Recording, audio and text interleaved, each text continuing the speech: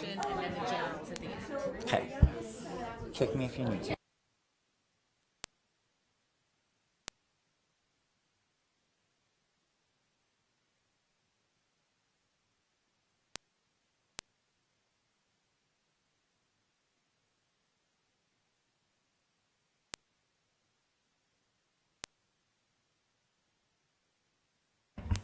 All right, it is 2:01 on Monday, October 10th, 2022. I'm going to call to order the meeting of the Safe and Healthy Schools Commission. Sylvia, if you can call roll, that'd be great. Darren Balaam. Sarah Darby. Scott Benton. I'm here. Elizabeth Flores. Present. Jessica Goicoechea. Here. Sarah Porter. Here. Rhonda Lawrence. Here, Rhonda Lawrence. Paige Samples. Present. Natalie Sanchez. Here. Misty Vaughn Allen. Here. Lieutenant Colonel Scott Codwell. And Shelley Buchanan. Here. Commissioners Lorraine Benuto, Charlene Bybee, and Leanne McCauley Larson will be absent today. Thank you for that. We're going to go into item 2, which is our items for presentation, discussion, information, and action. Our first action item, or our first agenda item under 2 is 2.01, which is the approval of the minutes from our September 12th, 2022 meeting of the Safe and Healthy Schools Commission. Before we take any action on this, is there any public comment on this item? No, Chair, no public comment. Thank you. I'll open it up to the commission. Scott? Yes. Chair Misty. Benton, sorry. I apologize. Misty Allen for the record. I am listed in the minutes. I did not attend till the very end of the meeting, so I just wanted to clarify that. I think I came on right as you were closing. Thank you for that. Any other comments from the commission? I'm going to kick it back over to you, Commissioner Von Allen, to make a motion with that, if you don't mind.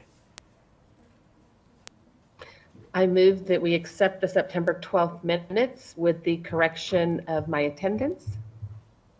Thank you. We have a motion and is there a second?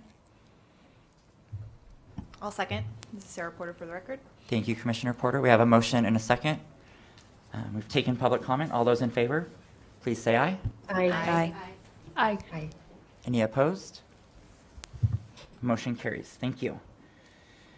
Item 2.02 is presentation and discussion from the Emergency Services Department to update the Safe and Healthy Schools Commission on previous school safety assessments used in Washoe County in our school district. And we are going to welcome Mr. Roy Anderson.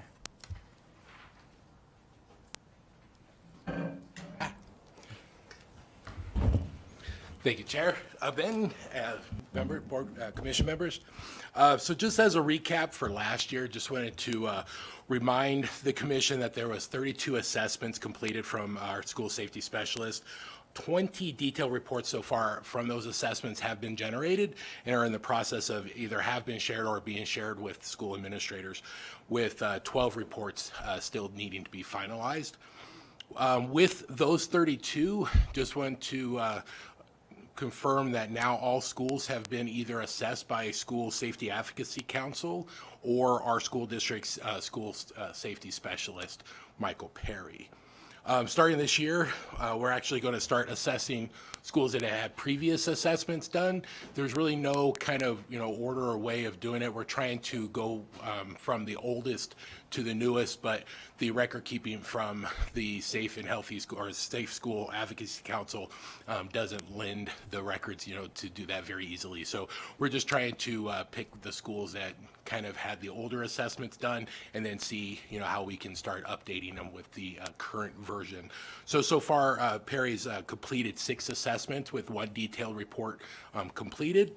And then we have 6 assessments scheduled for various schools, few elementary, 1 or 2 middle schools, and 1 high school.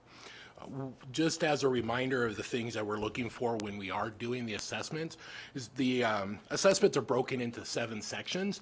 One being the campus and grounds, right? We're looking at what it looks like from the gates, playgrounds, the parking lot areas, looking at how arrival and dismissal, what the flow of that looks like.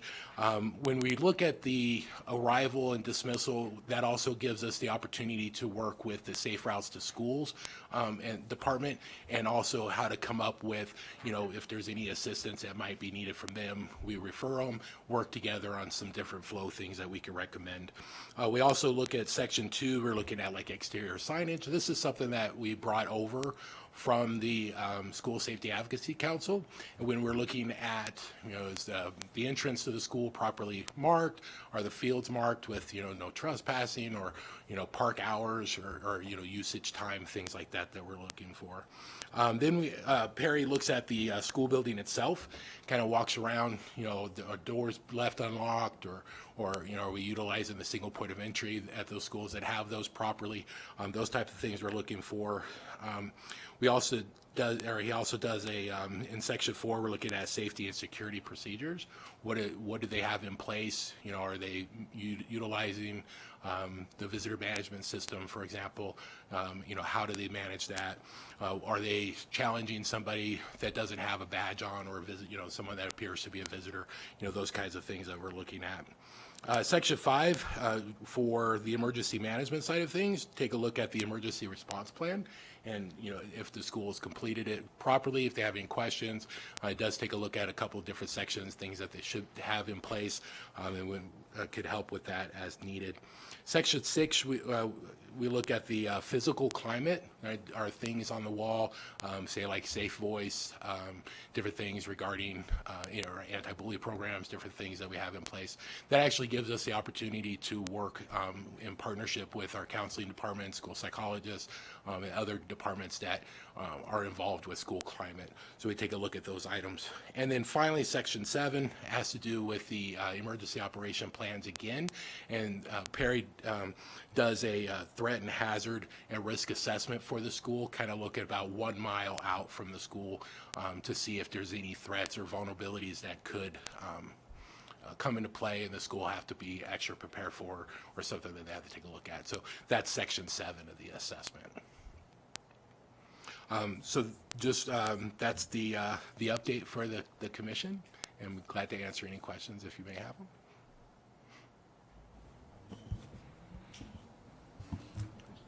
Commissioner Porter. Question for you on once the reports are created, what happens with them? So the reports themselves, we have a detailed report that is shared with the principal, and then Perry will sit down, go over it with them, kind of give them an idea of what's going, what the assessment found. We generate what we call areas of possible improvements, things that we could recommend, and we try to break it down to things that are kind of quick and easy, like say signs, for example. If you place signs here or use cones here to block off this driveway during arrival, those kinds of things that are quick and easy. And then for things that are kind of more of a general trend, if you will, that we look at that is occurring across multiple campuses, those go on to a kind of executive summary for district leadership. Okay.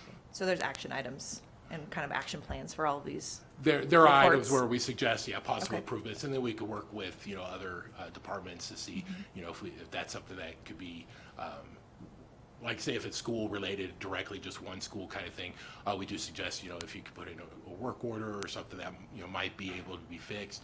If it's something, again, that's more general and larger Maintenance. project, then that's more of a, executive type of summary. Okay, thank you. Any other questions or comments from the commission? So Roy, I do have a question. The plan or the assessments, are they made public for parents to view or community members to view, or are they solely in the hands of the principal? And No, your- per NRS, they are confidential documents. Fair, thank you.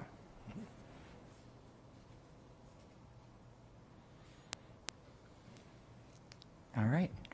Hearing, I have one more question. Commissioner Porter, go for it. I know you have one report done and you're working on the rest. Do you have the timeline for the rest of them to be completed? So we were looking at the one that's been done so far this year. The first 10 assessments that we're looking at doing, we're hoping to have done before December. Okay, great. Have those done. Unfortunately, there's other projects and things that come up that sometimes kind of skew that timeline. However, last year was mostly dedicated with creating and development of the actual assessment. There was a lot of tweaks and things that went into that. This year should be a little bit more smooth now that we have a process in place, and then we have more of a, for lack of a better term, a template that is easier to take and look at and put pieces together. Okay, thank you. I had a question, Shelley Buchanan. Are some of the things that you see that could be improved for safety reasons due to the fact that the building is old and these are one of the buildings that are planned to be renovated by the district? Yeah, so our assessment that we try to, that we're doing is more of a, this is what it is, so how can we make it safer in its current, configuration? Because we don't get into, construction, those kinds of things, obviously handled from the facilities and chief operating officer side of things. So we tend to look at more like, well, it would be nice if we could do this, but based on what you have, here's the recommendations that we can utilize in what we have currently in place to make this, more safe for you now. And then look at things that could be something that would go into more of the executive summary.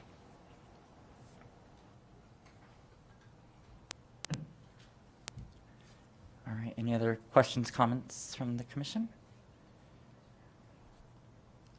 All right, hearing and seeing none, thank you, Roy. We're going to move on to item 2.03, which is the discussion on family engagement strategies used by the Washoe County School District and other opportunities to engage the community regarding district physical and social emotional safety measures.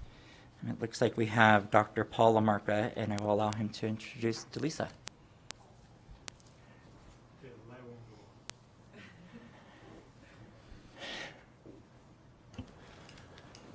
Chairman Benton, members of the Commission, for the record, Paul Lamarca, Chief Strategies Officer. It's my pleasure to introduce Delisa Crane. She's our Director of Family School Partnerships, or our administrator for. I should have introduced Roy Anderson as well for this reason. The Commission had asked for some information to help them in informing possible goals and objectives. And so that's what's essentially on the agenda today. I know last June, there was a request that Mr. Anderson provide an update. So you have some of that now. And it's a very difficult update for him to provide because there's only so much detail you can provide regarding these safety assessments. Ms. Crane's going to talk to us about family engagement strategies because we do know that one of your goals is around the annual forum and perhaps ways to better partner with families or reach families with critical information. And then we'll talk about the next item when that one comes. So without further ado, Delisa Crane. Thank you. Thank you, Dr. Lamarca, and thank you for this time today to just share with you some of our work. So as Dr. Lamarca mentioned, today I'm really going to share the how of how we do our work and not necessarily the what. And I think several members of our staff last spring shared with you the what we do in our department. So first I want to start with Nevada's definition of family engagement. There's a lot of misconceptions in our community and sometimes in our schools about what we mean by family engagement. And so our State Department of Education, our Nevada Department of Education created this framework, birth through 12th grade. And as part of the framework, worked with families, educators, and the community to really define what we mean by family engagement. So I'm going to give you just a minute to kind of read through that definition.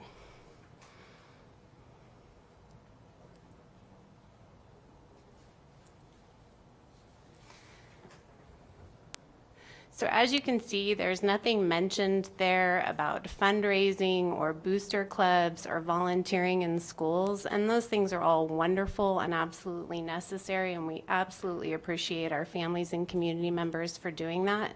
But really, family engagement as a field in education is about student learning and healthy child development and adolescent development. And so it's working in partnership with our staff and with families to develop that trusting relationship, that trusting partnership, so we can both learn from each other about how to best support our kids. You can also see this isn't about basic needs. And so we're so grateful for our family resource centers, our school counselors, our school social workers, and for the vision of that group for full service community schools, because that is how it will all work together. That when we can help our families stabilize with basic needs, with housing and food, with mental health, then we can also get to the learning piece, because when a family is struggling with, with food or housing insecurity, it might not be the best time to talk to them about monitoring their child's grades on the Infinite Campus Parent Portal. That's not what's most present on their minds.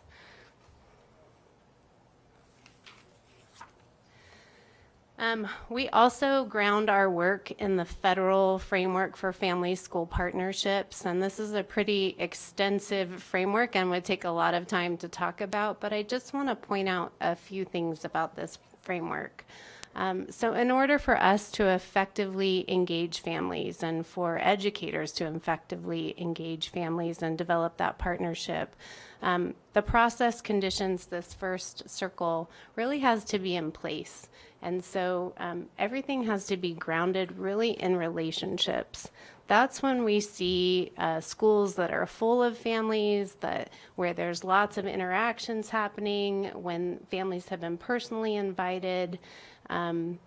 Also on that list is asset-based, right? So this really speaks to, we have to come to families from an asset-based lens. Every family has strengths, every child has strengths, and we can't operate from that deficit lens. Culturally responsive. So how we work with our native communities is very different than how we might work with our new to the country families, which is very different from how we might work with families who've been here for 4 generations and have gone through Washoe County School District themselves. So it needs to be culturally responsive, and in all cases needs to be respectful. Linked to learning and development. I kind of skipped over that one, but critically important. These aren't random acts of family engagement. This is what do our families want to know about their child's education, whether that's many challenges right now I have 2 teenagers myself, and I can tell you and have read that it's never been a harder time to raise teenagers, right, with all the contextual factors, with social media that our kids face, and the amount of information they have access to on the internet. So what do our families want to know more about? How can we help them bridge those conversations at home? How can we help them practice those skills and really have access to good information, research-based information? And then it needs to be collaborative. So when we walk into, and we're not there yet as a system, but when you walk into a school and you're attending an information night or some kind of workshop, there should be times when there's pause for discussion and interaction, right? There's times to practice. So if you're asking me to walk away with a new skill that I'm going to go home and utilize with my child, then I need a chance to practice that and ask questions and clarify. And it needs to be interactive. So this is all based on adult learning theory. This is how adults learn. And so this is how we can grow as humans to best support our kids with the best information possible. And the other part of that framework I want to point out is the part in green. And so these are what we call the 4 C's. So this is capacity building. So that's a term that's thrown around a lot in education, like we need to build capacity. But what do we mean by building capacity? And so in our framework, we draw from the 4 C's, and this comes from some research from Harvard that was actually done in the business world. So capabilities, skills, and knowledge. So as a parent, or as a teacher, how can I learn some new skills and knowledge? And just an example of that is recently we had 2 teacher leaders that led a professional learning for our alternative route to licensure teachers. So those are teachers that are new to the field, and they take a class on family engagement. And I was reading some of the exit surveys, and in this professional learning class, they had practiced how to do a positive phone call home to families.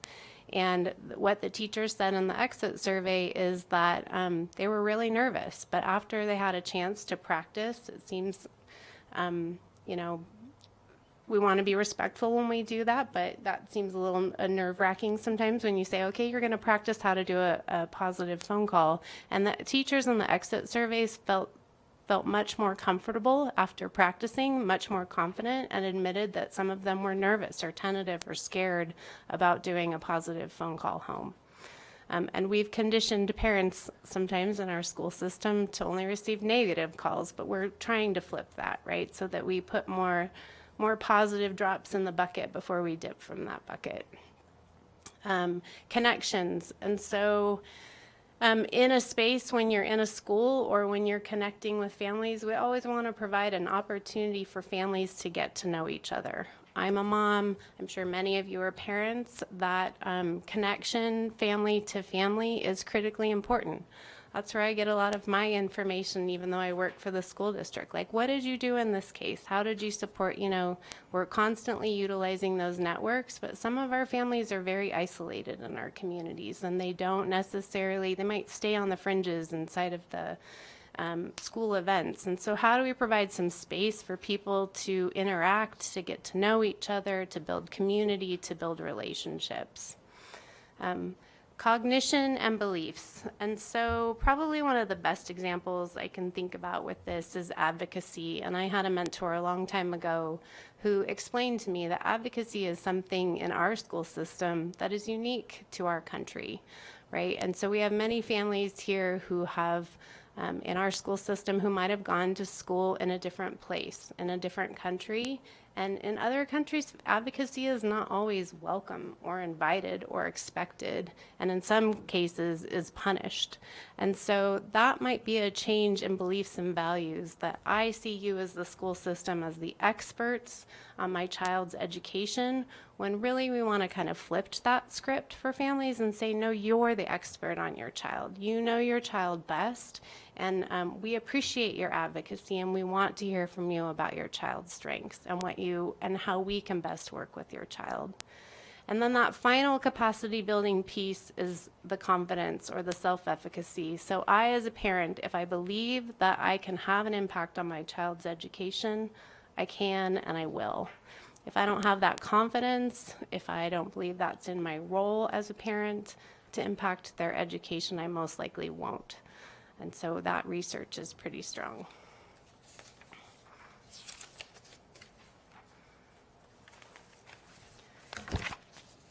So just something we've been talking quite a bit about in our department, because we are a smaller department with limited resources, is how we approach this work. We have very few resources. We have a lot of needs, right? We have a lot of information that is being filtered through our department to be sent out to families. And we have done this a lot ourselves, district-led events, and some really successful ones. Successful in terms of the families walked away with some great information. So pre-pandemic, we used to host Family Access Day and Chart the Course up at UNR. It was a full day event, lots of wonderful workshops. And I would say the most parents we probably ever had at that event was 250, and that's wonderful. I also think about we're a system of 61,000 children and 40,000 plus households. So when we think about a couple hundred parents at a district-led event, I think we have to question what is our return on investment and what is our impact on the system and our community. And so one of the things we started to shift to several years ago was this capacity building model, that framework that you saw, and working with our teachers and our staff at our school site. And so we hosted a professional learning with about 20 teachers across different elementary schools on how to host a literacy club with their families. And we did that in partnership with the Regional Professional Development Program and under the leadership of Maria Fernandez and Jenny Peterson with Parent University. So they hosted the training for teachers first, and then teachers went out and hosted their own literacy clubs. And we had, across those 20 different teachers' classrooms, we had over 550 families attend 3 sessions for literacy clubs. So really, our impact is much deeper. And if you think about the impact, it's not just the impact on that family or that classroom community, that those practices and that knowledge also stays with the teacher. So that's impact that can keep happening year after year. So we do a lot of district-led events. I think they're incredibly important. And I sometimes wonder how much bang for the buck are we getting out of those, right? How many people are actually accessing the YouTube videos afterwards?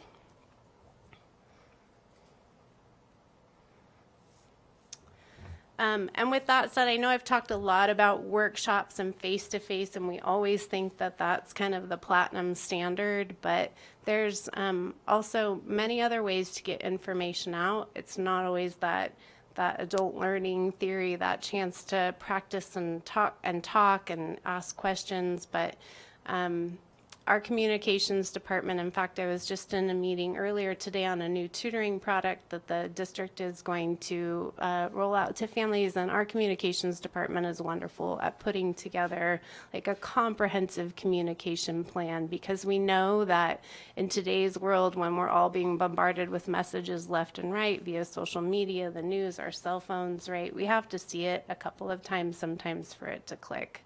And so if it's a critical event, so right now we're working with our wonderful counseling team on college fair, and so we deploy many of these different strategies to try to get the word out to our families, both face-to-face and through electronic communication. I think sometimes our Blackboard messages are the least effective, but when one of our family graduation advocates or our community partners, such as communities and schools, when they hand a flyer to a family and say, hey, I think this is for you and you should really attend, we know they're more likely to come.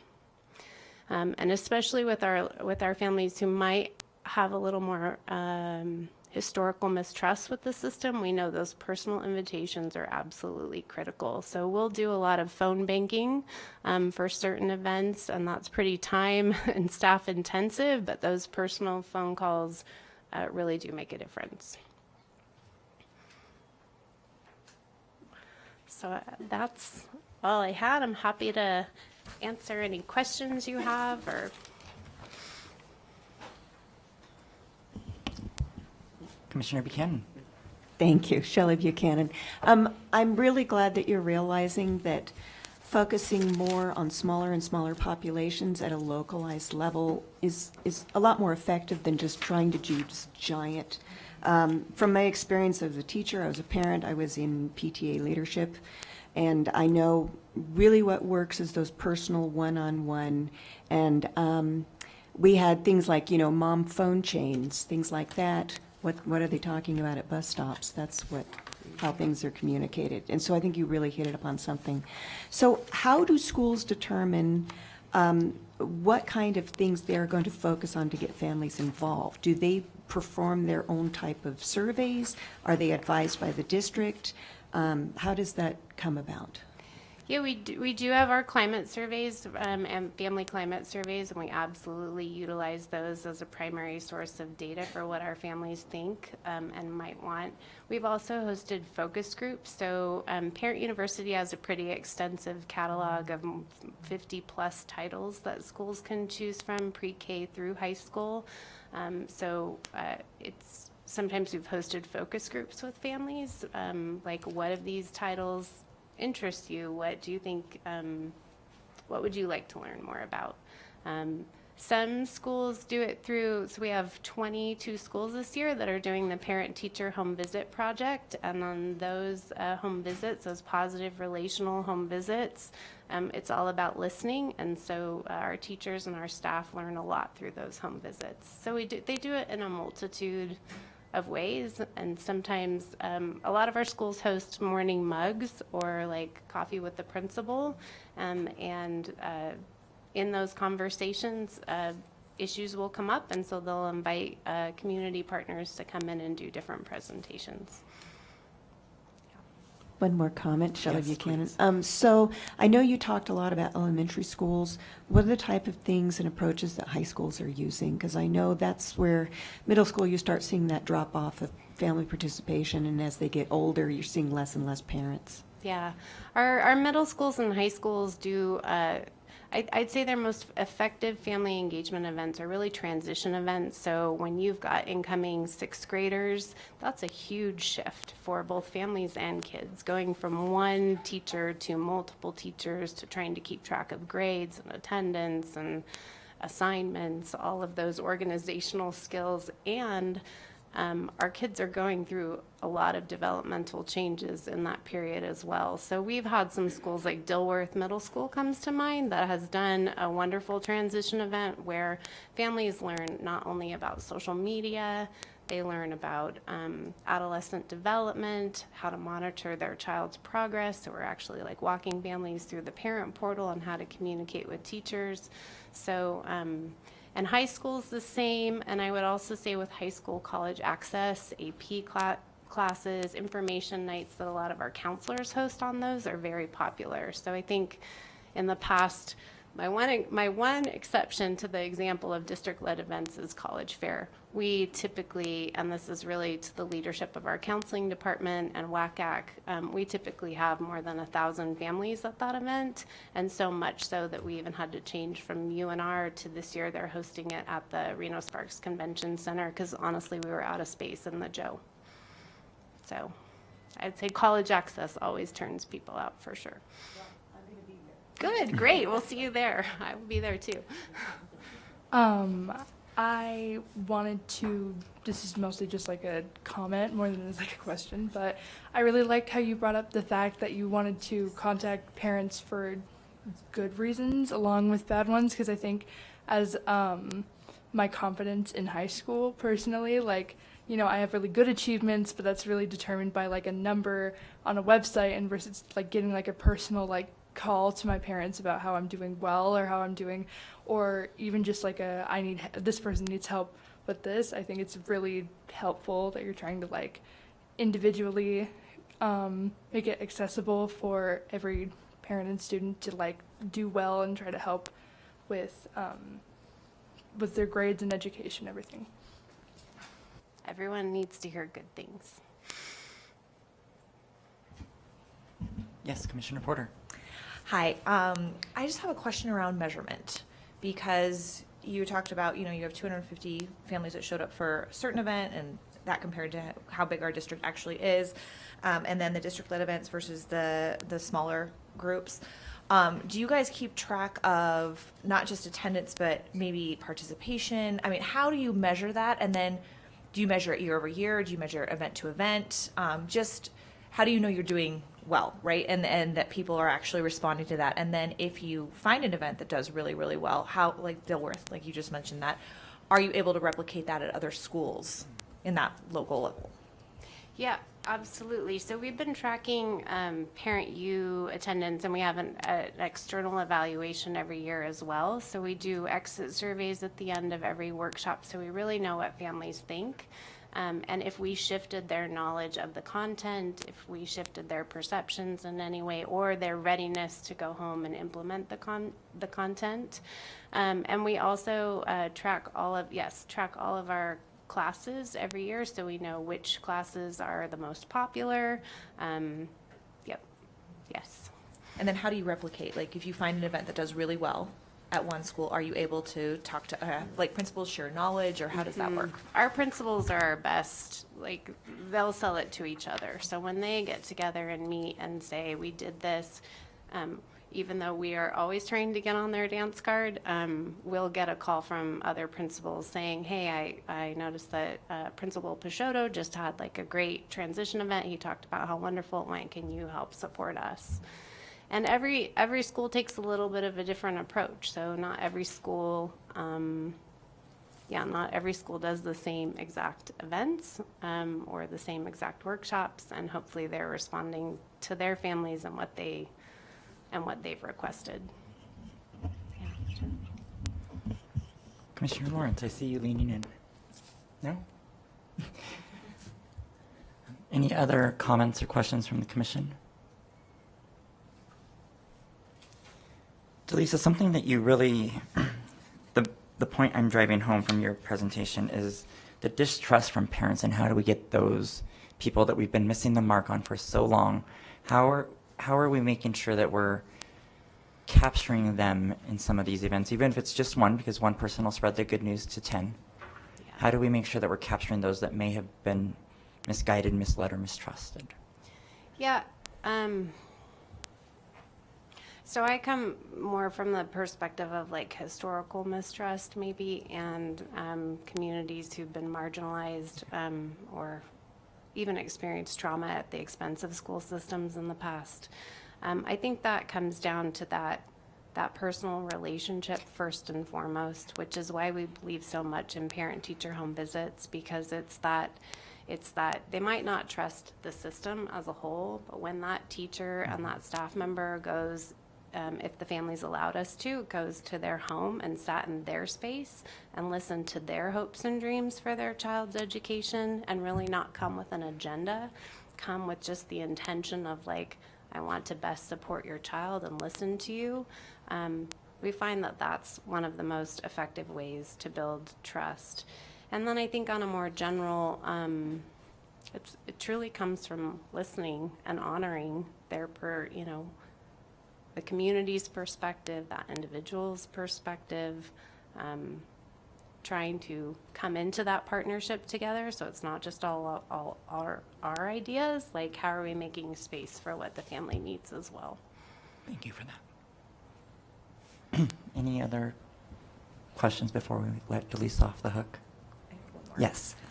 I was. Sorry. Who did you want to go? We're going to go with our student representative. I can't see your name. And Commissioner Darby, go for it. So I was wondering, when you do these home visits, how do you convey that you are trying to get the best for their child's education versus coming off as intrusive? Like, how do you what questions do you ask to make it so it's not like a pressure thing? It's more like we want to help type of thing. Yeah, so it starts with a phone call, and it has to be voluntary for the family and for the educator. So we don't force any families, we don't force ourselves into their homes. We'll meet in a community-based location like a park, or sometimes a local local fast food place if that's convenient for the family. So with the phone call, we are very upfront about, this is about hopes and dreams. This is about really us learning from you. This is about us listening to you. And our teachers and our educators go through a training where they practice that phone call, where they practice questions that they might ask. And they talk about the balance of your visit should be listening. And so, sometimes conversations just happen naturally, like, tell me about that picture, tell me about your family, tell me like what you love about your child, what are your hopes and dreams for your child. And then at the end of that visit, we allow families to share an expectation of us as an educator, and then we share an expectation back. So hopefully it's this mutual partnership. And it's great. Our teachers tell us they get fed really well, that they get to see the kids' rooms, and they get a tour of the house, and that they have things to connect with that student in class. And I would say especially like in middle school and high school, where it's just so big, right? And it's great if your teacher knows that you love X, whatever X is, but yeah, or you have that in common. Commissioner Porter. you mentioned this is middle school and high school. How do these families qualify for these kind of one-on-one visits? So it's really the school chooses first to be a parent-teacher home visit school. So we have grant funding and an application goes out every year. And the schools, we have non-negotiables. You have to stick to the model. It has to be voluntary. You agree to meet your goals. And so the research really behind parent-teacher home visits is that if they visit at least 10% of their school population, it's been shown in the past nationally to have a reduction in chronic absenteeism, to have a positive influence on climate, and even to impact English language arts scores. And so that's one of the pieces too, is you agree there's enough educators at your school site to hold up this program. So this can't just be like 2 people who want to do parent-teacher home visits. You need to have at least 50% of your staff that said that they're willing to at least go on one home visit, because it has to be a whole school effort to really impact the climate and culture of the school. Okay. And then as part of your training that you do with the teachers and staff that do this, do they have any part of their training that deals with like misinformation? If a parent is super misinformed about what their child is learning, or they, don't understand what's happening at the school district level? I mean, are there training tools for them too, if there is any kind of barrier because of misinformation? I would say that's probably that's not part of our training. Okay. First of all, let me answer that. That's not part of our training, but I would say that's something that a teacher could either address it right there if they felt confident enough, or come back to the school and talk to the administrator to talk with the family. Yeah. Thank you. Sorry, I have one Yes, last Commissioner question. Buchanan. So I know that you said this is a grant-funded program. The parent-teacher home visit Yeah. project, through Title IV. So does that mean that teachers get a stipend? They do get a stipend, and that is one of our non-negotiables. Teachers already commit so much of their time after contract hours to planning, to professional learning, to keeping up their practice. And so the program was started in Sacramento more than 20 years ago by their school district, by the local chapter of the teachers union, and by a community faith-based nonprofit organization. And so we'll have teachers do Super Saturdays, and they'll spend their entire Saturday doing home visits. And so we want to honor their time, because that's time away from their own families as well. And so it's a small stipend, but it helps to honor their time. Yeah. And has there been any efforts towards, and I know with COVID, it kind of messed up the whole, volunteers in schools kind of routine. But has there been any kind of exploration, especially at the secondary level, of using parent groups, parent volunteers to help build these connections, because they're willing to give their time and they may have more time to do it? Yeah, that's not something we've explored before, probably primarily because of FERPA. It is, our teachers hold the information confidential because it's kids in their classroom, but that is something we could explore as long as we can work through some of those. Or just community building activities? Community building Yeah. for sure, yes. Thank you. Any other questions? We have I Commissioner. have a quick question. Go for it, Commissioner Sanchez. Great, thank you. I'm curious if when some of these home visits are taking place, is there a method for letting families know that if they are undocumented, that status is protected and wouldn't be revealed? If the family has revealed that to staff members, I'd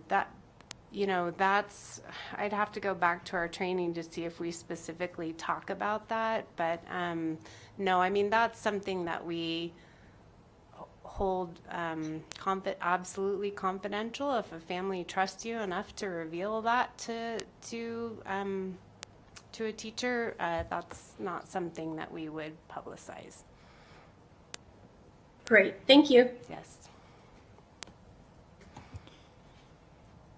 Commissioner Allen, did you have anything? No? Awesome. So Lisa, thank you for the work that you do. I Yeah. appreciate you coming today. Thank you. With that, we will move on to item 2.04, which is information and discussion on co-located services available in Washoe County School District schools, including basic need services and social emotional supports. This is for information and discussion only, and I'm going to turn it over to Dr. Lamarca. Thank you, Chairman Benton. Again, for the record, Paul Lamarca, Chief Strategies Officer, and I'm joined with our counseling coordinator, our counseling director, Catherine Loudon. We're going to do this sort of in tandem. Excuse me. Again, some of this information is sort of, it's a repeat of information that most of the commission has had in the past. However, we have some new members. And really the purpose of this and Delisa's talk and Roy's was to spur any possible ideas for your goal setting. Our schools are community hubs, and families show up 5 days a week, most of the weeks of the year, to our schools. They're very comfortable in our schools for the most part. There's national research that even in with sort of poor public perception around public education in general, parents almost always really treasure their schools that their children go to. That's not always the case, but it's usually the case. The point is families feel comfortable coming into our schools. School safety is our first priority, and that's both physical safety, but it's also emotional safety. Students have to experience a sense of belongingness. When they experience a sense of belongingness, they're willing to take those learning risks. They'll exceed our expectations. They'll thrive in those environments. If they don't feel that sense of belonging, they might not take that particular risk. Belongingness is built in large part based on feeling physically safe, knowing that you're cared for, knowing that you're valued, your presence is respected, and that extends to your family. So if you know your family is welcome and cared for, you're going to feel that much more a sense of a belonging with the school.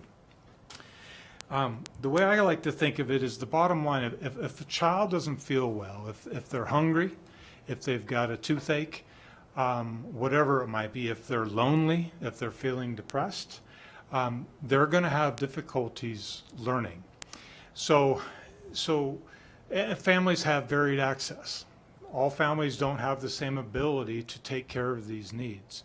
This might be due to job responsibilities, our employment schedules. It might be due to our physical location. It might be due to transportation barriers, might be due to healthcare barriers. But we have to remember our parents come to our schools every day. And I think the other point is when these needs go unmet and kids are there, that affects the classroom environment. So it's important, I think, to get across that providing services of this nature within schools, it does not distract from our educational mission. In fact, it allows us to fulfill our educational mission because kids are present and they're able to learn.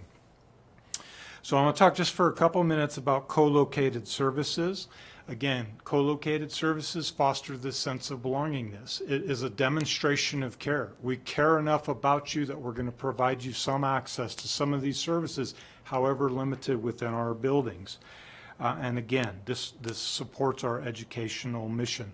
We do have a lot of current services that are available in some, but not all of our schools. We have family resource centers that we've talked about in the past. This is in 5 or 6 of our schools.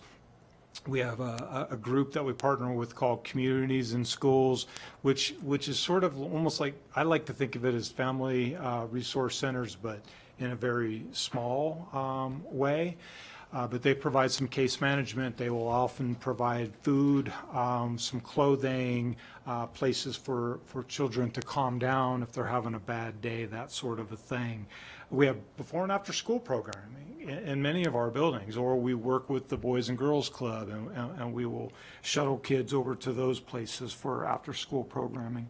We have some limited dental services that are provided in some buildings around oral care, and there's some screenings that occur. And so if a child is experiencing some problems, they can be referred out to proper resources. And of course, and you know this, we've expanded presence of mental health supports within buildings. Some examples of that. We've talked to you before about SOS, signs of suicide. through counseling, we teach the curriculum around signs of suicide through middle school and high school, but we also screen every 7th grade student for signs of suicide, so long as their parents provide signed permission to do that. We have our Project Aware, which has 7 schools, I believe it's 7 schools, where we co-locate mental health supports. Eric Olson is here, he leads up that project. And we have partnerships with a variety of private practitioners, including a couple of the members of this commission have provided services in the past, at least in some of our schools. Okay, I'm going to turn it over to Catherine in a minute, partly because I can't talk anymore. Last May, I think it was in May, Delisa's group again, and actually it was some of her colleagues from the University of Nevada, Reno. They spoke with you about full-service community schools and a partnership, a community partnership, really being led by the university and the school district, but there are other partners, where you bring this integrated approach into school buildings.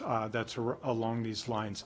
I want to just give you an update that the grant for this has been submitted. It's a large grant. It's a state kind of a coalition with multiple local education agencies. We are very optimistic about our chances of getting that funding.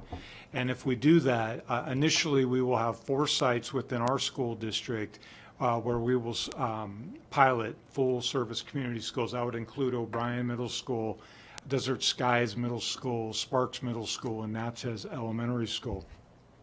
There may be chances to add additional schools in the future years of the project. The full services community school model, if you'll recall, is one in which we do extended learning. So we have before and after school programming. We have integrated supports within buildings.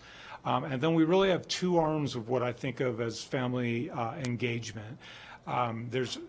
There is an emphasis on building strong partnerships with families to support their children in their educational journey.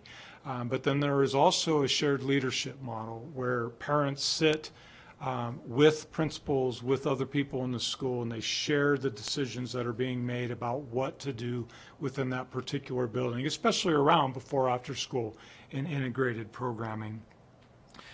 So again, physical safety and emotional safety, these are 2 sides of the same coin. Our kids have to feel safe, they have to feel a sense of belonging. So I'm going to turn it over to Catherine. She's going to elaborate, make some additions, and we'll be happy to answer questions. Thank you, Paul. For the record, Catherine Loudon, Coordinator of Counseling. I just wanted to, I feel like Dr. Lamarca was really comprehensive in his overview of the information that he shared, but really the message is that the community is the key, and really for those of us working in schools, the access that the community can provide when they join us in partnership and they push into our schools, whether that's to provide bridge services related to co-located mental health service and support, or whether that's to increase access that a student might have to their education through other ways. It improves the outcomes for kids. We have seen increased attendance. We've seen improvements in behavior. Access to academics improve when we are able to collaborate and provide these partnerships. I would also say that, and we have with us also here today from Psychological Services, Dr. Betsy Sexton, here for if you have questions. But I would also say that when we utilize our community, we can provide better service and support for our staff. And so because it is very important for us to increase the capacity of our staff to serve students, we have been able to partner with community groups and therapists to provide support for not only our teachers, but also our counselors and our social workers and our school psychologists and other individuals who work in our schools. And that is such another essential component of that. The other thing that we wanted to make sure that we mentioned is if you want to know more about these partnerships, we would encourage you as a commission to reach out to Dr. Lamarca and visit some of the schools where we have these co-located and integrated supports so that you can see what's going on, so that you can ask questions. Many of you I know are very deep in the work and have very intense questions, and maybe you would want to go and see some of this work or talk to principals and staff in a school where we had this, and perhaps we could arrange a visit to a family resource center or a discussion with a co-located therapist. And with that, I think it's important that we just leave time for you to ask questions and pull from not only the two of us, but others who may be here in the field.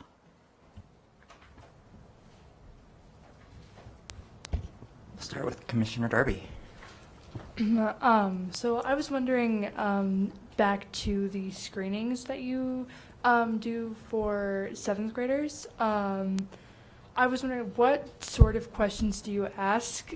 And also, how do you get truthful answers? You know, I mean, I think some people, this isn't everybody, but I think some people don't always want to be extremely personal on things like that. Like, how can you make it like a thing that they can trust? And what other ways can you reach out to students individually versus like in like I noticed you guys were talking a lot about like group things, which is also great, but I was also wondering like individually, how could you also help with feelings like that or mental health? Or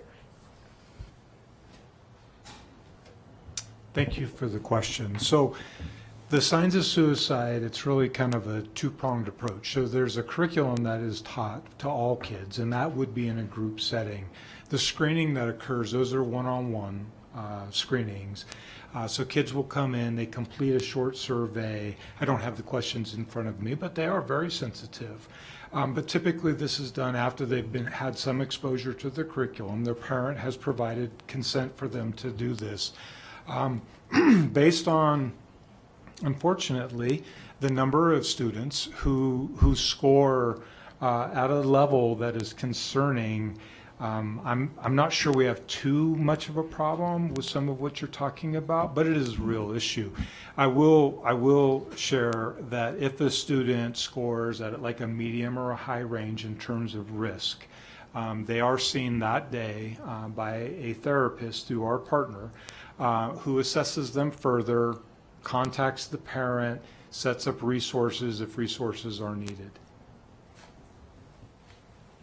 And so to address your second question, so one of the primary things that we do, and actually this group touched on it last time, was the more work that we do with teachers and other staff. So since they are that first point of contact with a student, and then also the work that we do, not just through counseling and social work, but school psychologists, which is very much part of what a school mental health team is. And every school in Washoe County School District has a school mental health team. But a lot of times people forget the role of the teachers and the other staff. So when we create pathways for teachers and staff to know when to help get a student more help or provide opportunities in the classroom for things to occur. And when we make ourselves visible as a mental health team and let students be empowered to know when to turn to us and come to us, as well as families. So all of those things play into what happens. And so at this last meeting, people talked about, well, maybe strengthening some of the education that's going out to teachers about when to refer and families when to refer. So more partnerships with Delisa's department on reaching out to families, but then also too, we've had a discussion with the Children's Mental Health Consortium as well as psychological services on looking at our processes and trying to strengthen those so that everyone knows where to go. Yeah. Thank you. Commissioner Flores. Thank you. This is Commissioner Flores for the record. Can you describe at those, I believe you said there are 7 full-service schools, is that correct? There are no full-service schools right now. There are aspects of full service in 3 of our schools. With the grant, there would be 4 schools, 3 middle schools and 1 elementary school. Delisa's group has been working on this project for several years, so there is some semblance of full community schools at Desert Skies, at O'Brien, and at Sparks, but it's not the full model. Thank you for the clarification. We did mention that there were 7 project-aware schools. And that's led by Eric's team.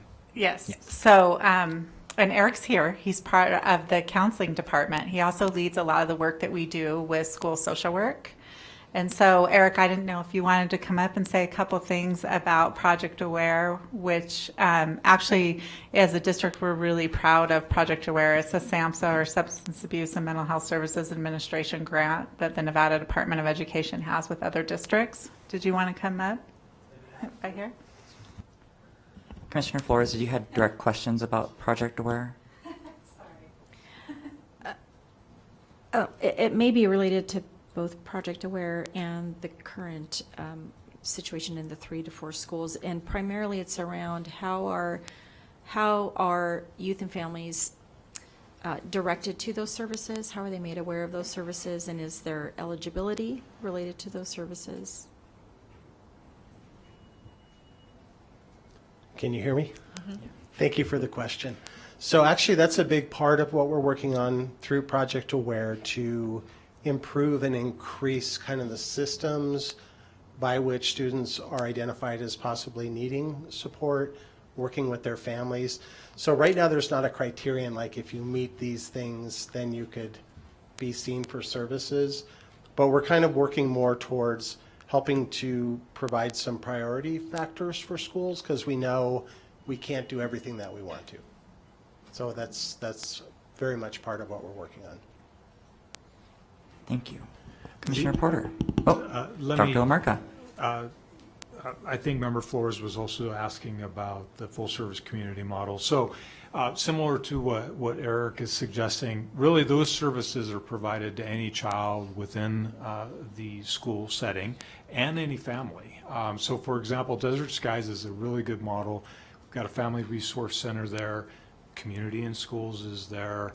I don't believe they do they have a, they don't, yes, we have a little bit of co-located mental health supports.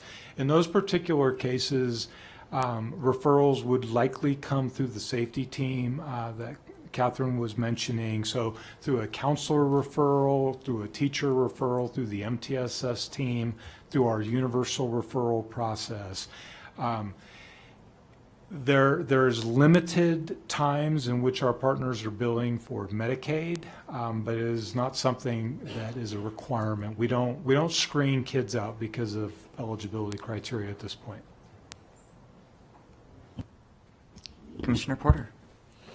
Hi, Commissioner Porter for the record. I would love to have a little overview of Project Aware, is that right? And what that is in relation to what Catherine and Dr. Lamarca were talking about. Thank you. So Project Aware is a school-based mental health integration project. So it's looking both at strengthening the understanding within, I would say, the school community. So we're talking about staff, we're talking about students, we're talking about parents, having a better understanding of what is mental health, what are signs of mental health concerns. So that's kind of the first phase of it, is just strengthening sort of collaborative and total understanding about mental health needs. Then a second part is really looking at what can be done within the school setting, what's feasible, what's realistic, how do we strengthen those interventions that are occurring within the school site. And then a third piece of it is really looking at the systems that we were just kind of starting to talk about. How do referrals come in? Dr. Lamarca mentioned multi-tiered systems of support. How is that team structured at each school? What are their opportunities for improving those systems and structures so that we do the best we can to identify needs at an early point in time, so that we're not waiting for crises to unfold, if at all possible, before we connect students and families to services. Okay. That's kind of a very quick nutshell. Sure. So Aware isn't an acronym for anything. Actually, it's Advancing Wellness. Okay, oh no, I put you on the spot. Everything has to be an acronym. But yeah, that's what I figured it was. Okay, yeah. okay. I have it. I have a brochure. Okay. And we will give you a brochure. It's Advancing Wellness and Resiliency and Education. We love those, education people love those. But so we can give the brochure to people on the commission as well as other information. This could have been a much longer presentation because we have so many exciting things to share about all of this stuff. So. Couple of follow-on questions. Hold on, Commissioner Porter. I just want to remind the commission as a whole that we need to try to stay on topic of what the item is. I don't want to veer too far out. Just want to make sure that we're staying on the topic of what. Okay. Thank you. So a couple things that you had said for the community partnerships. Are those all private companies that are coming in? When you said you need more community partners, what does that mean? It's not just private. Okay. We have partnerships with Human Services Agency. We have partnerships with family court systems. We have partnerships with juvenile services. But we do also have partnerships with private nonprofits, as well as, I think, a couple of profit agencies. We have the SOS programming, for example, is a partnership with Children's Cabinet. So we really see this as a community-wide set of issues, and we want everyone at the table. Mm-hmm. Yeah, so some other examples. So it also includes like the University of Nevada, Reno Medical School. We're including our entire community supporting our schools. And do you guys run into capacity issues with some of these programs in terms of the schools that you're in? You mentioned before and after care. I know at my kids' school, we have a huge problem with they don't have enough room for a lot of kids. Like you have to get in there super early to get into those programs. So do you see that across the board? Are there any thoughts on how you can expand capacity, or is that all based on grants and funding? So I'll try to stay on the agenda. Yes, we see capacity issues. I think the full service community model is an example of how, at least within those schools, we would hopefully have robust programming before after school programming, as well as other integrated supports. I do think we are in a bit of a resource desert, especially out in the North Valleys. So access is an issue. And that, again, is to the point, one of the key points of this is families do access our schools. So when possible, if we can provide them at least with the link to a resource at that location, that bodes well for that child and their academic progress. Okay, thank you. Commissioner Lawrence. This is Commissioner Lawrence for the record. I'm a marriage and family therapist, and I'm here as a representative of the Division of Child and Family Services of Northern Nevada Child and Adolescent Services here in Reno. That's a mental health clinic, outpatient mental health for children and for adolescents and their families. And I think I just wanted to really affirm what you had said, is it Dr. Lamarca? Paul. And that what we know about brains and what we know about brain development, and I'm thinking about the Center for the Developing Child at Harvard University and the research that's come out, is that when children feel safe, that they're able to access the frontal cortex of their brain, and that's where learning is happening. And so when children are feeling unsafe and they're feeling kind of more in the survival lower part of the brain or the mid part of their brain, it's really almost impossible to learn. And so we just really, really appreciate these efforts to ensure that children are seen and they feel valued and they feel like they belong, because we know that that's where learning can happen. Thank you for that. Commissioner Flores, your light was on. Did your question get answered? Thank you. Vice Chair Sanchez or Commissioner Allen? Yeah, I just wanted to say really quickly, having worked with the co-located schools model myself, it is phenomenal. And I just really have to just say hats off to the school counseling department and school psych, because they're so great at identifying, I guess, what you could call some of the families and some of the students that really need a lot of extra support, and kind of building those bridges and building that community that Dr. Lamarca is talking about. And so folks, when they do decide to engage in therapeutic services, seem to be well prepared and I think really excited for that opportunity, which isn't always the case with some kids that we see. Thank you for that. Any other questions or comments from the commission? Commissioner Buchanan. Shelley Buchanan. And let me know if this is off topic or I need to table this until later, but you had mentioned several of these things are grant funded. So that means that it's only money for a certain amount of time. Is there an issue of, we don't know if we're going to have the continued funding after these grants run out? Is it something that the school district got this grant knowing that they had to show that they had the financial capability of continuing the program? Or is this something that that the district needs to be aware that they need to set aside a certain amount of funds to continue at some point? Thank you for the question. It's kind of a mixed bag response. Most of the grants that you're talking about, they are limited in time, and all of them emphasize sustainability building or plans.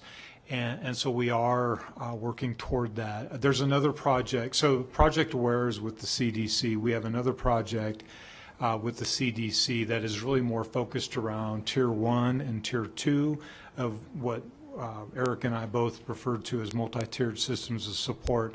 That is really a capacity building grant. It's to try to build as much support within kind of like fixed school staffing as possible to meet the needs of kids, so that you have fewer and fewer kids that are having more extreme need requirements. There's also, on the horizon, we see good signs of continued grant funding in certain areas. The full service community model is one that seems to have a strong appetite at the federal level. We see it expanding. We don't see it getting smaller. The initial grant would be for 5 years. It does come with positions, and we would have to work with UNR in terms of sustainability after the fact if it doesn't expand. So yeah, there's an influx of money right now because of the pandemic and the known impact on mental health, and that some of that funding is short-lived. So we are working on ways to build internal capacity. Sorry.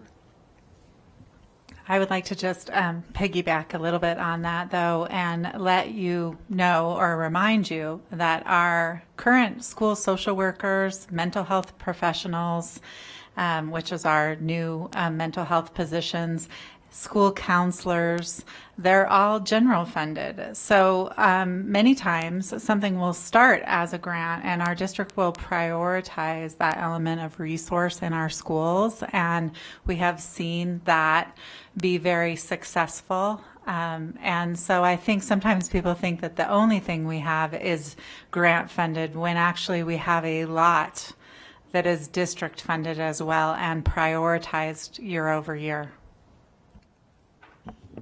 Thank you for that. Any other comments or questions from the commission? Okay, thank you. We will close item 2.04. Thank you, Catherine. Thank you, Paul. Item 2.05 is the discussion and possible action to adopt goals and objectives for the Safe and Healthy Schools Commission for the 2022-2023 school year. I'm going to open this up to the commission, as this is a continued conversation from several meetings prior to this, leading up to today.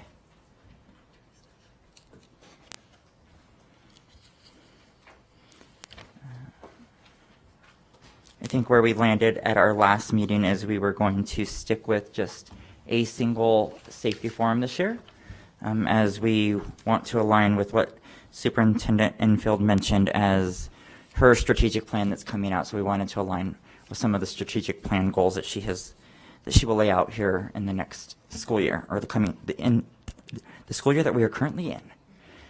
So that was one of the big decisions that we made at our last meeting. And then we've often talked about topics about what parents or what the community is really wanting to see in a safety forum. So I would like to continue that conversation today if you guys are interested.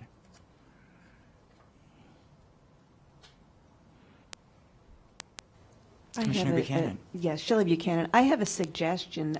Maybe one of our goals would be to present a list of recommendations to the Board of Trustees. Awesome. And what would be our desired outcome of going before the Board of Trustees? So we give them a list and let them narrow it down, Or is it something that we just want to give them a list of what we're thinking about, and then when we finally land, we go back in front of them? What would your desired outcome be? I think we'd have to work with staff to see if there are specific issues that the Board of Trustees will be deciding upon in the near future. And we can offer advice and our perspective and recommendations on how they should act on those issues when they come before them. Okay. Thank you.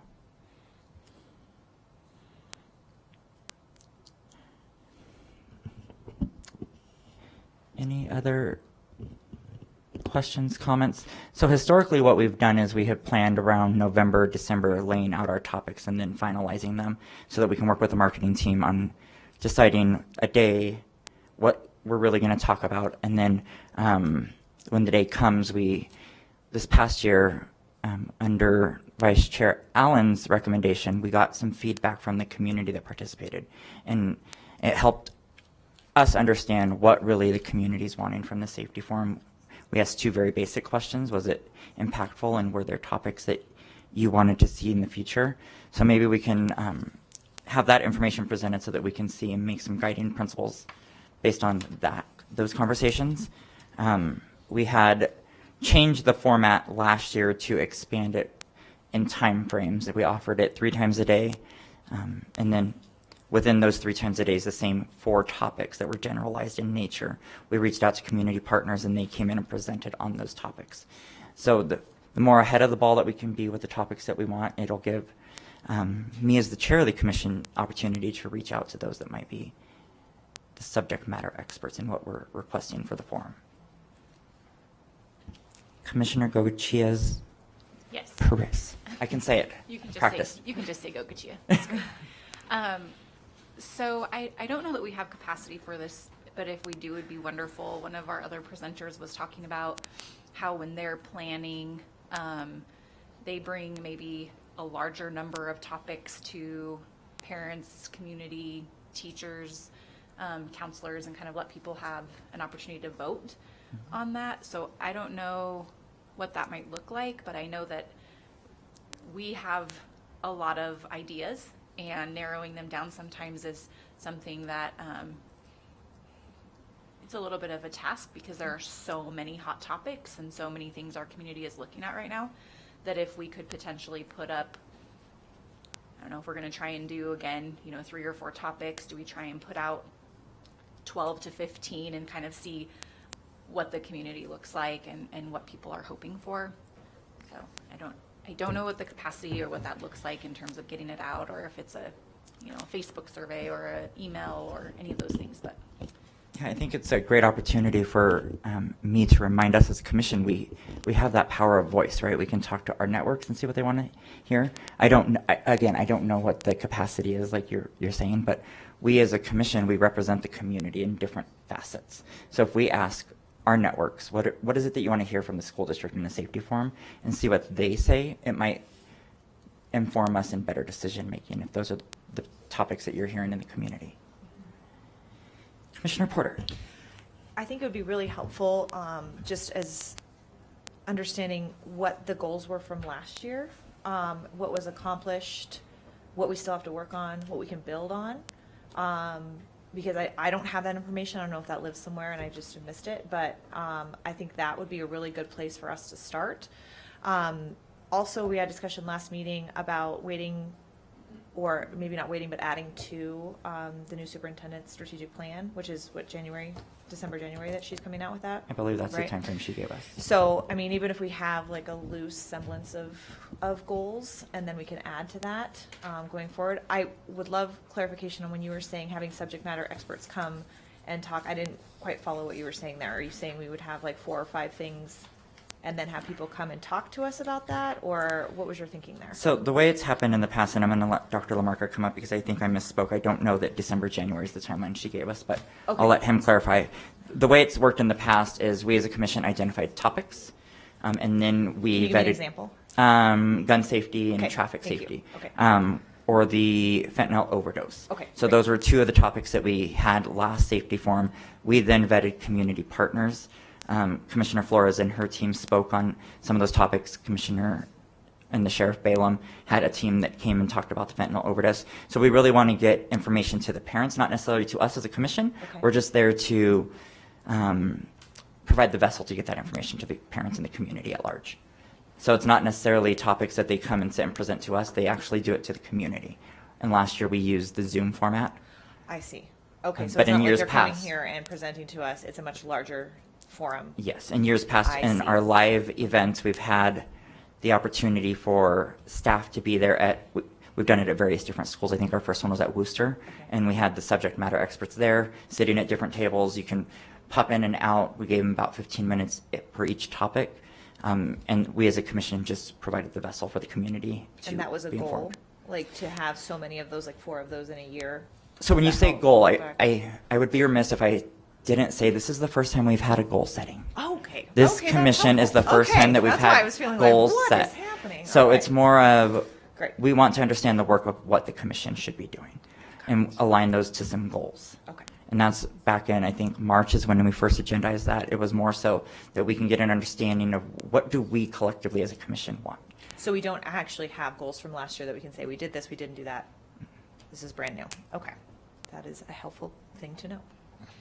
And then I'll let Dr. Lamarca speak. Thank you, Chair Benton. Just let me elaborate a little bit. So the timeline I think Dr. Enfield provided is that the strategic planning process would begin in the December, January timeframe. It probably wouldn't conclude until June or so. The Board of Trustees would have to adopt the strategic plan, and so that's unknown at this point in time. I don't want to further complicate this, but so part of the reason of bringing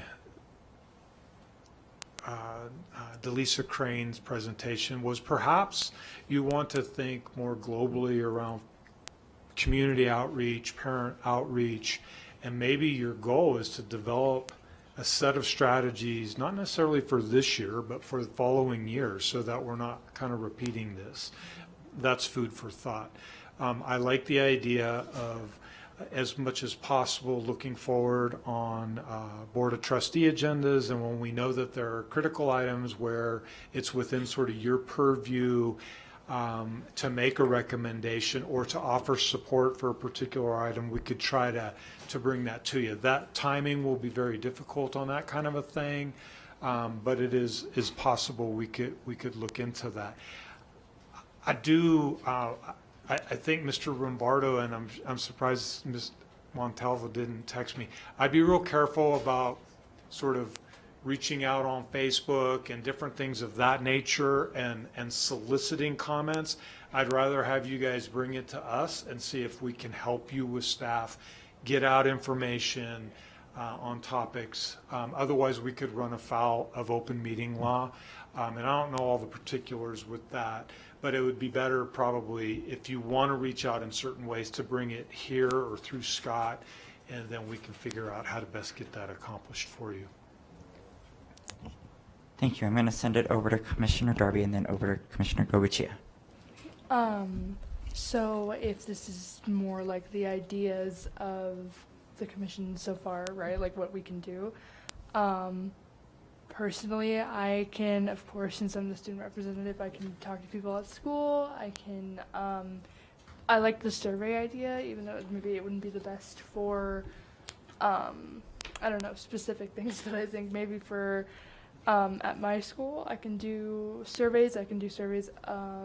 At other high schools and things. I'm also a part of Student Voice, so sometimes I visit different schools and different things, and I could probably gather up different opinions like that. Yeah, and I think it's important that the student representative on this commission has a voice, and we want to empower you to do that. So if there's something that you're hearing that would be a good topic, it's open for, we haven't landed on anything quite yet. Okay. My personal goal is to land on those by December. Okay, sweet. Thank you. Commissioner Goitia.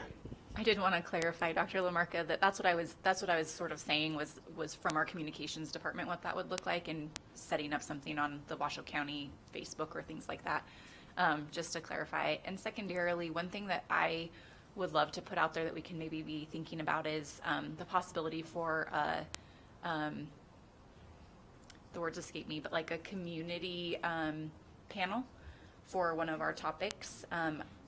or maybe one of our break-in rooms that kind of address where there is the availability for people to kind of ask those hot topic questions. Like, you have subject matter experts, and maybe it's a 45-minute time at the end of at the end of these, that people who have like joined the presentations throughout the day could kind of pop on for questions. That's one thing that I know that we have kind of tried to navigate over the last couple of years, is how do we really engage the questions of our parents in our community when we're doing the Zoom format. And I know that we have been able to do a little Q&A. At least I moderated one of Misty Von Allen's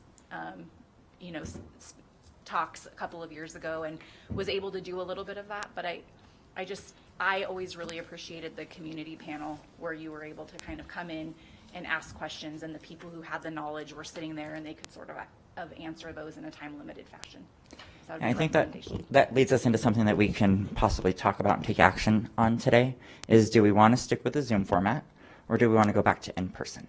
Or do we want to do a combination of both? Oh, just kidding. Those are not, we're not agendized for that. Could one of our goals be to talk about having a joint? Turn on your microphone. In order to stay with the topic and our actual agenda item, could one of our goals be to open this up for the possibility of a virtual and in-person forum? Well, generally, we have a specific agenda item for the safety forum, so I think that that's not really within the goals and objectives of this committee. Is the general goals and objectives that I think generally are taken then to the safety forum, but the logistics of the safety forum should be its own agenda type topic. Absolutely. I was thinking this was goals and objectives for the safety forums. That's my mistake. I apologize. Okay, so we'll scratch that idea.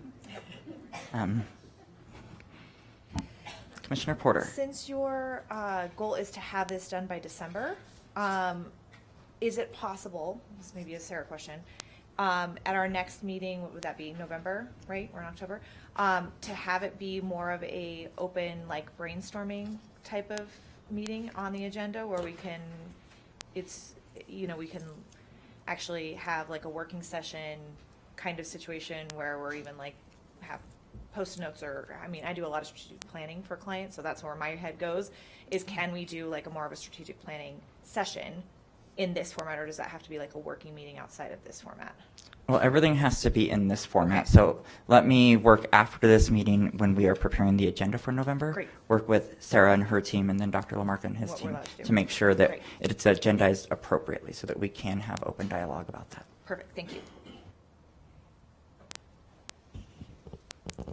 Any other questions, comments from the commission? I did have one question. Yes, Commissioner Buchanan. And correct me if I'm wrong, but the purpose of this commission, this was established by the state. Is that correct? It is in state statute. Right. So they told districts everybody has to have a commission, a Safe and Healthy Schools Commission. No. Dr. Lamarca is coming up, and maybe he will have a more clear answer. I'm going to try, because I came late to the commission as well. No, I think the Safe and Healthy Schools Commission, I don't think is statutorily required. It was born from the tragedy we experienced at Sparks Middle School. The commission for years focused around physical elements of safety, but also emotional safety. In the last 2 or 3 years, it's kind of shifted more toward emotional safety. The commission has provided recommendations to the Board of Trustees in the past, primarily around physical safety measures. The assessments that Mr. Anderson was referencing earlier, and other measures that were being taken, like door locks and single points of entry and perimeter fencing, things of that nature. So the initial purpose and the point of the commission was to advise the board on security and health issues. Yes. And it continues to be that. In terms of what is documented, providing recommendations to you are an arm of the Board of Trustees. You're in a voluntary capacity, but the purpose or the function is to provide recommendations around safety and security of our schools.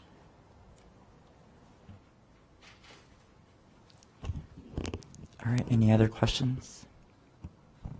All right, Sylvia, do we have any public comment? We do have public comment from John Ippolito. Mr. Appolito.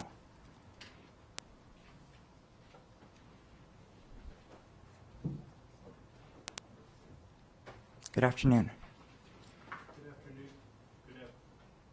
I thought you did that. Good afternoon. My name is John Ippolito. I'm a former K-12 teacher.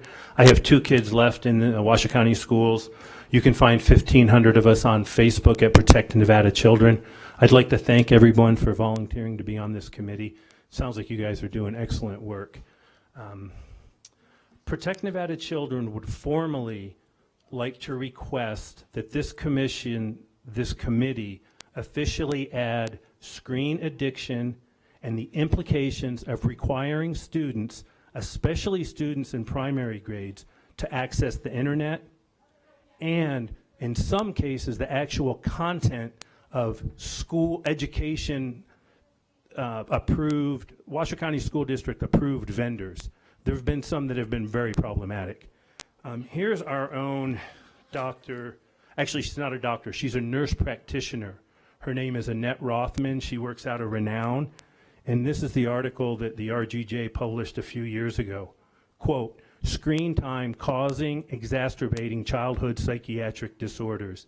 I do believe that these kind of things, and I'll get into more detail in a few moments, that these things should be under the purview of this committee. And one of the reasons is we've been coming to this board for years and nothing at all has happened. You guys are probably the ones that could help if you choose to. And I have a bunch of stuff and I'll submit it all for the record. First is this one right here. And once again, I'd like to thank you all for volunteering. See you in a few minutes. Thank you. You're welcome. So I'm going to look to the commission for any action steps that we're going to take, and I think we're okay to not take any action on this item as well. Yeah, if there's no goals that have been outlined or objectives, then we can continue this conversation later in our next meeting. Awesome. With that, we will move into our closing items. 3.01 is public comment. Sylvia, do we have any public comment? We do have public comment from John Ippolito. Welcome again, Mr. Appolito. And while we're preparing for our public comment, Sylvia, will you just note for the record that Commissioner Porter is leaving? My name is John Ippolito. The reason I'm here is because Protect Nevada Children has been talking to the school board for years on these issues. Nothing ever gets done. And what I'm talking about are screens and the unintended consequences. 2 years ago, we had a North Valley's high school mother post on our Facebook page. Her son was accessing pornography on the district-issued device. Several emails went back and forth, 1 or 2 months. The final solution was turn in the district-issued device and get her kid on her own device that she could monitor. Fast forward 2 years, a mother from Nick Polikitis Elementary School came to Protect Nevada Children and said the kids at Nick Polikitis, 5th grade and below, are accessing Pornhub, pornographic videos, on their district-issued devices, 10 years old and younger. Part of the response from the district was, well, if they do that, they're going to get in trouble. Here's the full response. What about counseling for the kids who are using the devices to do this? What about consequences against the adults putting them in this situation? The IT department, nothing happens to any of those people. The kids are the ones who get hurt. Maybe acknowledge the kids for being smart enough to get around what the adults put in place. This is Reno wrote about the pornography that the kids are accessing. Unfortunately, the RGJ and the local news channels won't. My News 4, July 2020. Reno mom says app used in school contributed to her son's suicide. It's also on our Facebook page, but here's the article. The third thing is the screen addiction. Back in 2018, Nick Cardenas wrote a book, and he wrote, quote, "Most shocking of all are the recent brain imaging showing conclusive studies that excessive screen exposure can neurologically damage a young person's developing brain in the same way that cocaine addiction can." A year and a half after that, we had a mother come in here and say that's exactly what happened to her son. He became addicted to screens, then drugs, ended up overdosing. They had money to put him in a treatment facility. Unfortunately, the district is causing or exacerbating all these issues and taking zero responsibility. Churchill County School District bans the use of electronic devices in classrooms. What do? We just bought 10,000 more devices to give these kids. People with money have known for years devices aren't for their kids, they're for ours. There's a bunch of New York Times, NPR, Washington Post articles here. Thank you very much. I hope you guys will get involved.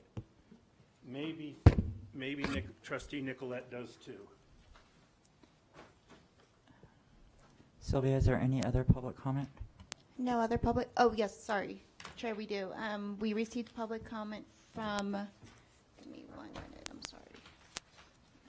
Joe Morabito. And that was via email? That was via email, yes. Thank you. With that, we'll close public comment. 3.02 is our announcement of our next meeting, which is November 7th, 2022, here in the Administration Building at 2 p.m. With that, I will adjourn the meeting at 3:37. Thank you, Chair Benton. Take care, everyone. Thank you.